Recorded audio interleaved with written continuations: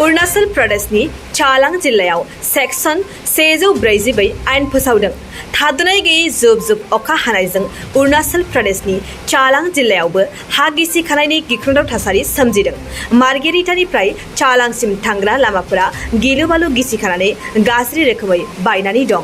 बेनिखायनो थागिबि सुबुंफोरखौ बेबायदि हा गिसिखानाय गिख्रंथाव जाथायनिफ्राय रैखा खालामनो हानाय बायदि चालां जिल्ला बेंगिरिया जिल्ला नाङैनो सेक्सन 144 आयेन फोसावबाय। जायनाखि बे आयेनखौ बोखारनानै लाफिनागौमानि थागिबि सुबुंफोरनि गारि मथरफोरा माखासे लामाफोराव खारथ'नो मोननाय नङा आरो बेनि सायाव 24 घन्टा नायदिंनाय जागोन एबा नोजोर लाखिनाय जागोन होननानैबो मिथिहोदों। जुदि मानिबाफोर मेडिकेल इमारजेन्सिब्ला चालांनिफ्राय कांचानिफ्राय देवमाली लामा जानानै आसामसिम लाबोनायनि बिथोनबो होनाय जादों।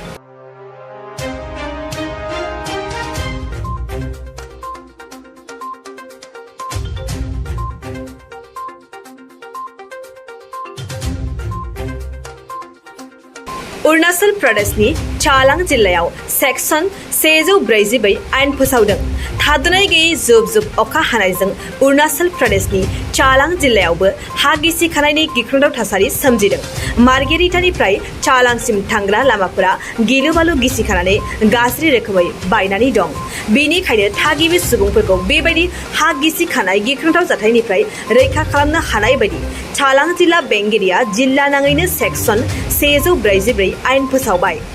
जायनाखि बे आयेनखौ बोखारनानै लाफिनागौमानि थागिबि सुबुंफोरनि गारि मथरफोरा माखासे लामाफोराव खारथ'नो मोननाय नङा आरो बेनि सायाव 24 घन्टा नायदिंनाय जागोन एबा नोजोर लाखिनाय जागोन होननानैबो मिथिहोदों। जुदि मानिबाफोर मेडिकेल इमारजेन्सिब्ला चालांनिफ्राय कांचानिफ्राय देवमाली लामा जानानै आसामसिम लाबोनायनि बिथोनबो होनाय जादों।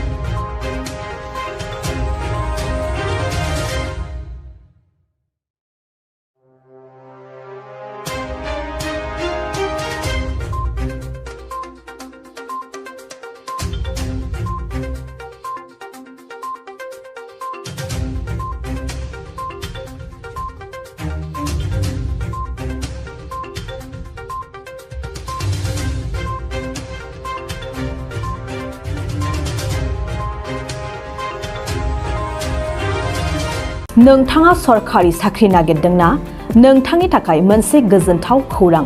नोंथांनि थाखाय दं एडुकेट पइन्ट, जेराव नोंथाङा सोलोंथाइ लानायनि गेजेरजों सरखारि साख्रिनि गुबुन गुबुन रोखोमनि गोब्राब आनजादफोरखौ उथ्रिसारनो हागोन आरो गावनि आथिङाव गसंथानो हागोन। बे एडुकेट पइन्टआव नोंथांमोना SSC, bank PO, bank clerk, bank SO, UPSC, FSC, defence, railway, state insurance, AAO, ADO एसिस्टेन्टजों लोगोसे स्टेट लेभेल जब आरो माखासे सरखारि साख्रिनि आनजादाव गोनांथि जानाय आयदाफोराव सोलोंथाइ लानो हागोन। मख'नो गोनांदि बे सोलोंसालियाव साख्रिनिल' नङा, बेयाव MBA आरो सैनिक स्कुल बायदियाव एडमिशननि थाखाय एन्ट्रेन्स होनो थाखायबो सोलोंथाइ लानो हागोन। बे सोलोंसालियाव गाहाम थाखो खथानि सुबिदा दं आरो सम मथे नोंथांनि सोलोंथाइखौ बे सोलोंसालियाव होनाय जागोन। बेखौबो मिथिनांगोन दि बे एडुकेट पइन्टआव सोलोंथाइ लानानै बावैसो 2021-22 इं मायथाइनि एसएससी GDनि आनजादाव गासै 11 सा सोलोंसाफोरा उथ्रिसारनो हादों। बारा नङा, गासै 15,000 रांजोंनो नोंथाङा बे सोलोंसालियाव 6 दानसिम सोलोंथाइखौ लानो हागोन। बे सोलोंसालिया क'क्राझार, बरपेटा र'ड, गवालपारा आरो बङाइगावआवबो दं।